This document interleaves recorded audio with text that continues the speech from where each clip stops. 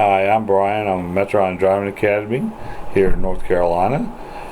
Today I'd like to share a few of my thoughts, a few of my experiences that I've had to start my own business here. I'm in my fourth year, and I've had some people ask questions about what it takes, what kind of requirements. So my best advice to start off with is to check with your local Department of Transportation or your state DOV for their requirements and details to help start your company. I started, actually my business model started back in 2016. I had to take a class. And here in North Carolina, it's 80-hour class. It's basically driver's ed for the teachers. And it was a real good class. I enjoyed it. Learned a lot more than what I thought. I'd been driving for obviously a good long time, and I didn't realize some of the things have changed. Some of the policies have changed, rules, regulations, things of that nature. But after taking the course, I got my certificate as far as the certificate of completion for that course. Now here's where the interesting and the other requirements are coming in. I had to take a physical. I had to make sure my shot records were up to date and up to par, and I did have to take 2 shots. I'm not real sure about that as far as the number. Also, I had to go to the local compliances. I had to find my own place of business, own classroom and office. North Carolina requires a separate location from your classroom. So if you do decide to get one big place, make sure you've squared it off to have an office and have a place to sit down to where if you have students, parents come in asking questions, you can kind of pull them over to the side, kind of talk to them, and then this way it's kind of more professional. But the tricky part with me was I couldn't come into the business and say I was a business until I got my license. And so a lot of my stuff had to be in my own name until I transferred it over to the business. I had to go to the compliance department. I had to go to the fire department, have them regulate and come through with their regulations, make sure that I was compliant with the fire department. I had to, once the compliance department saw the building, I measured it out. Once I started the process of getting my license, I had to pay a little small fee. It wasn't much, but I had to, send off the application process. Also, too, I had to get a criminal check, which wasn't a big deal. Went to the local courthouse, got my criminal background check, sent off a copy for them to see. And then I had to purchase my own car. Or cars, depending on if you've got more than one car. That's kind of a tricky thing, because if you see a good deal, I saw a good deal on my car in May of that year, and I didn't get my license until July. So I had to buy the car under my own personal name and then transfer it over, or actually that particular car, I leased it to the company. So it was a lot of stuff like that. Even when I signed my lease for this my office complex that I'm in, I had to do it under my name instead of the business, because technically I couldn't be in business until I got my license. I even set up my website there again, and I couldn't do anything until I got that little card that says I'm approved.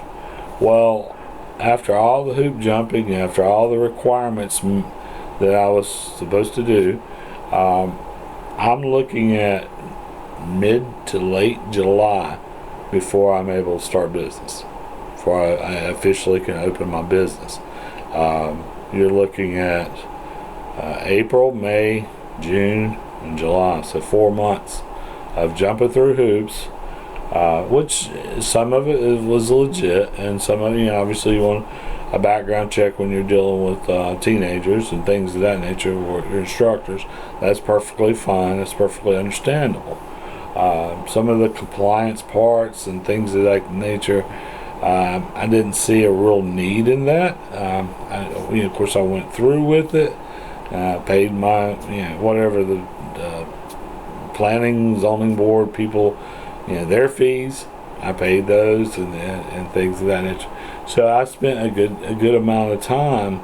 It was more time than really the cost of it. The cost was relatively inexpensive in compared to certain businesses that are out there. But you go through every day a hoop jumping, shots, physicals, background checks. I mean, all this stuff takes time and takes money to do. So when I got started in late July of 2016, I was excited, didn't really know what to do. The course that I took, I just mentioned, an 80-hour course, was more geared for the instructor part of it, which was great, because I'm obviously an instructor, but I wish it would have told me more on the business side of things. Like how much to expect if you had one car. Does one car in this local area produce $90,000 worth of sales or whatever? That I wish I kind of would have known, or just kind of have an estimate. Not to knock with the course at all.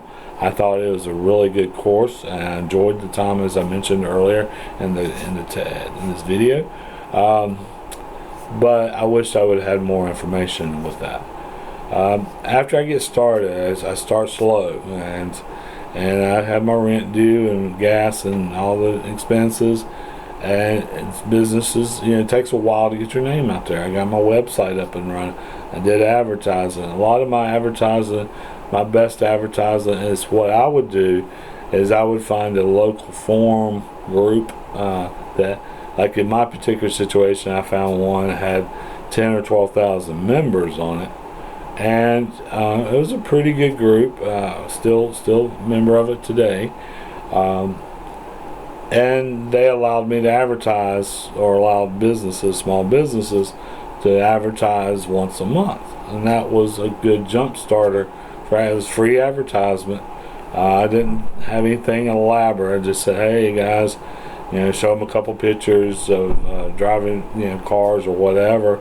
Hey, these are my dates, give me a call type thing, or check us out online. Nothing major. But really, to be truthful, your best advertisement is word of mouth. If you take care of your customers will take care of you. And I am a firm believer in that. I go into every student, as far as teaching them and getting to know them at a personal level, as far as, watch what they're comfortable with driving and things of that nature, and what not to do and what to do while we're driving, that they trust me. And by them trusting me and having that experience of, hey, this guy knows what he's doing, he really cares that I don't do such different things, but he wants me to do other things. Basically, that's a big help for them. Then when they get in the car with their parent after being picked up, they start telling all what Mr. Cook says, all what we did as far as driving, where we went, as far as he taught me how to do a 3-point turn, and he got me over my fear of driving, things like that, or whatever the student may say to their parent. And the parent says, oh, well, I'm going to tell my friends and tell his friends and things, and before you know it, it starts really, your business starts building. You still have to maintain, after you get started, after 90 days here, we have to have the DMV come out and check the building. Once again, there's some qualifications. Like I think I can have each student has to have 7 square feet, which I think's kind of odd because you're not going to really think of square feet per student, and an instructor has to have 12 square feet. So they come out and they measure as you're building your business. They come out and they'll measure it. They'll check in on you as far as your lesson plans. They'll sit in with one of the classes for a couple of hours,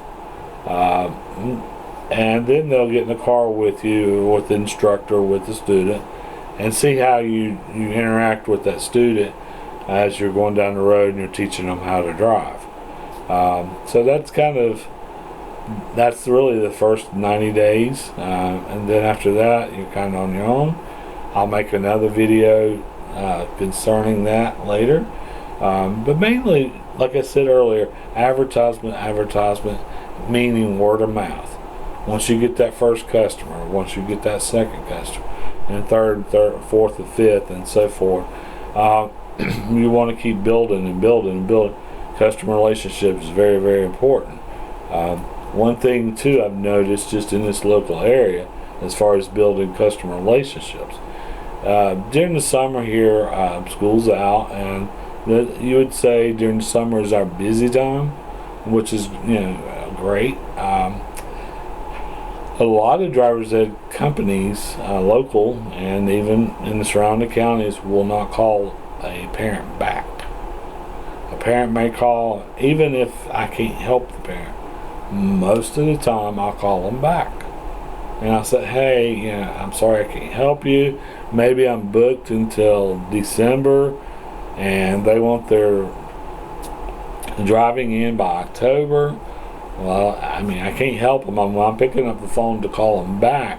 It's more of a relationship building than the actual sale, because I know unless they have a change of heart, or unless they don't, after talking with me, they don't, they could wait till December. But most of the time they'll say no, thank you, and whatever. But on occasion, I have gotten customers, oh, well, I called you 2 or 3 years ago and you couldn't help me, but my younger son, we're going to use you because you were so nice and helped me out. A lot of people around here won't call back, and I don't know why. I've talked to several parents, and the parents have said, I've called 7 or 8 places and you're the only one calling me back, and we went with you because of your customer service. So customer service means a lot, especially this day and age with everybody wants to be hooked up to these online platforms, and there's nothing wrong with that. But there's some element of human contact that needs to happen. So if you like the video, please like it, subscribe to Metroline Driving, and so I'll try to make some more videos. I have a YouTube channel that has actually the driver's ed course for North Carolina. You can take it and watch over what I think it's 23 videos. Take it and watch it. You won't get credit for anything unless you go through the course, but it'll give you an idea of what to expect maybe in your local town or state or whatever country. Our laws are different than obviously other countries, so but at least give you an idea of what driver's ed is all about. Thank you and have a great day.